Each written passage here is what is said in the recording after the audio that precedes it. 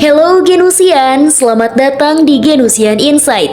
Genusian, siapa di antara kalian yang merasa hidup seperti di persimpangan jalur? Lulus, cari kerja, mikir karir, soal cinta juga harus tampil di media sosial? Kalau iya, kamu nggak sendiri. Fenomena quarter life crisis atau kegalauan dan kebingungan signifikan pada usia sekitar 20-30 tahun kian sering dialami generasi muda dan punya dampak nyata pada kesehatan mental serta rencana hidup.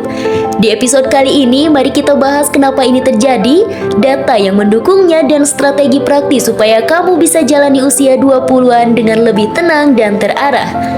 Quarter life crisis adalah periode kebingungan dan kecemasan yang muncul ketika harapan diri yaitu karir, hubungan, finansial bertabrakan dengan realita. Gejala umumnya yaitu ragu soal tujuan hidup, merasa gagal, cemas atas masa depan, atau kehilangan motivasi.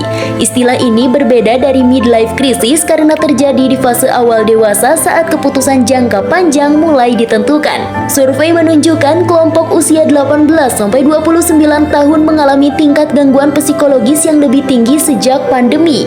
Misalnya, 58% di Amerika Serikat pernah melaporkan distres tinggi pada rentang waktu 2020 hingga 2022. Hal ini mengindikasikan rentan terhadap masalah seperti kecemasan dan depresi di masa awal dewasa.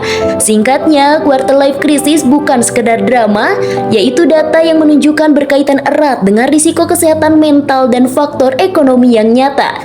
Karena itu, penting dibahas dan ditangani secara proaktif. Sementara itu, Genusian, beberapa pemicu spesifik bagi Gen Z atau mahasiswa adalah ekspektasi karir yang tinggi vs kesempatan kerja yang terbatas, perbandingan sosial lewat media atau FOMO, standar sukses yang tidak realistis, tekanan untuk cepat berhasil yaitu kawin, kerja, beli rumah, atau transisi identitas dari proteksi keluarga menuju kemandirian. Kombinasi faktor-faktor di atas menimbulkan kebingungan prioritas, apakah fokus pada pengembangan kompetensi atau harus mengikuti jalur sukses yang dilihat di media sosial. Refleksi terstruktur, goal setting, manajemen energi dan waktu menjadi salah satu strategi yang harus dilakukan dalam mengatasi quarter life crisis.